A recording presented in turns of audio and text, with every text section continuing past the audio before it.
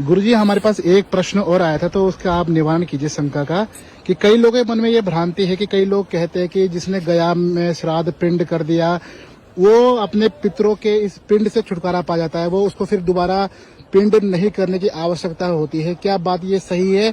और अगर सही है तो क्या उसके बाद भी, गया के बाद भी हमको पिंड तर्पण करना चाहिए? देखो, बड़ा सुंदर शब्द है पिंड। अंड, अंड, पिंड और ब्रह्मांड, तीन चीजें हैं।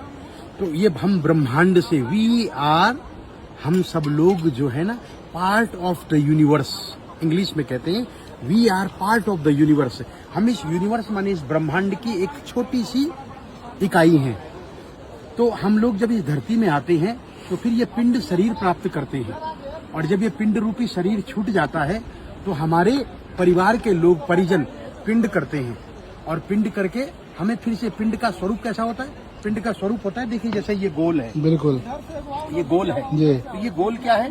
यही जीवन चक्र है जिसको श्रीमद् भगवत गीता में भगवान श्री कृष्ण कहते हैं, जातस्य ही ध्रुवोर मृत्युर और ध्रुवम जन्म मृतस्य च। हे अर्जुन, जिसकी मृत्यु होती है उसका फिर जन्म होता है, और जिसका जन्म होता है उसकी फिर मृत्यु होती है।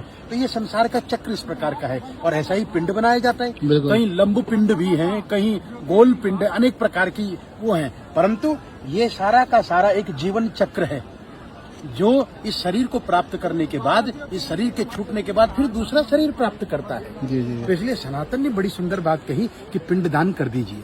तो पिंडदान कहाँ करना है? तो गया आदि तीर्थों में पिंडदान किया जाता है। एक तो ब्रह्म कपाली में किया जाता है, बद्रीनाथ जी में, वहां जाकर के, क्योंकि बद्रीनाथ में भगवान का वक्षस्थल है, जी जी। भगवान का मुख है, वहां जाकर के कपाल में पिंडदान किया जाता है पितरों के निमित्त। दूसरा किया जाता है हरिद्वार में, जो हरिद्वार में नारायण शिला, जहाँ भगवान का ये वक्षस्थल है, वहां पर। और तीसरा किया जाता है गया जी में, जहाँ भगवान के चरण हैं। तो मुख कमल है, नाभि कमल और चरण कमल, ये तीनों में हम अपने पितरों को समर्पण करते हैं जी। कि भगवान, आपसे ब्रह्मा की उत्पत्ति, ब्रह्मा से सृष्टि की उत्पत्ति, और मैं भी आपकी सृष्टि का एक भाग, मैं आपके मुख कमल, आपके हृदय कमल और आपके चरण कमलों में अपना पितरों का समर्पण करता हूँ। परंतु ये भ्रांति बनाई गई है कि उसके बाद तर्पण नहीं करना चाहिए। पिंडदान अलग है जी। एक बार गया जी में पिंड करके दोबारा पिंड नहीं करना चाहिए, वो आपने कर दिया जी। अब श्राद्ध में जब आप तर्पण करेंगे, तर्पण अलग है। तर्पयति अनेन, तर्पण किससे होता है? जल से, गंगा जलम, और गंगा जल से हम लोग तर्पण करते हैं। तो गंगा जल से जब तर्पण करेंगे तो तब पिंडदान नहीं करेंगे जी। और जिन्होंने गया में पिंड नहीं किया वो पिंडदान करें, हर प्रतिवर्ष कर सकते हैं, वो प्रतिवर्ष करें, क्योंकि उन्होंने किया नहीं है अभी। तो जब वो एक बार लॉक कर देंगे, जब एक बार गया जी में समर्पण कर देंगे, और गया का अर्थ ही है गया, तो आपने जब गया कर दिया तो कहाँ गया?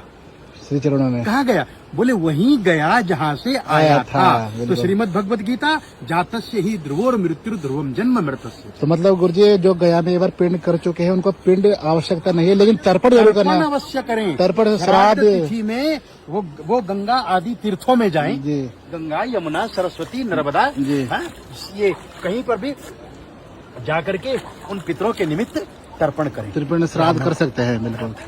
कुछ लोग ये कहते हैं कि तर्पण नहीं करना चाहिए, मैं उनका आह्वान करता हूँ वो कभी ना करें। बिल्कुल। परंतु मैं आपका आह्वान करता हूँ, आप अवश्य करें। जो नहीं करना चाहते हमें उनकी बात नहीं सुननी, ठीक है, आप मत करो, क्योंकि ना आपका दादा था ना आपका पिता था, आप तो स्वयंभू हैं, आपके गुरु भी स्वयंभू है, ना उनका पिता ना दादा, स्वयंभू चले जाएंगे, वो स्वयंभू चले जाएंगे।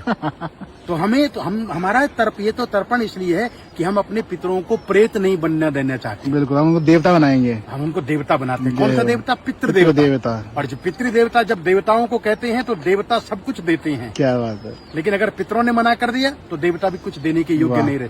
तो उन स्वयंभुओं को जो पितरों का तर्पण श्राद्ध नहीं करना चाहते, और आपको भी कहते हैं कि हम तो डूबेंगे सनम, आपको ले डूबेंगे, तो आपको भी लेकर के डूबेंगे, कहीं डूब भी रहे, और डूब भी रहे हैं, आप तरिए। तो दोस्तों, अगर तरना है और डूबना है तो ऐसे गंगा की जलधारा में डूबिए, और ऐसे प्रवचनों में और ऐसे सनातन के धर्म में डूबिए। अगर वीडियो पसंद आई गई तो ज्यादा नहीं कहेंगे, समझ, बाकी आप गए होंगे, समझदार आप है व्यक्ति, सभी लोग जरूर समझिए और श्राद्ध पितृ का तर्पण जरूर कीजिए। जय सिया राम, हर हर गंगे मैया।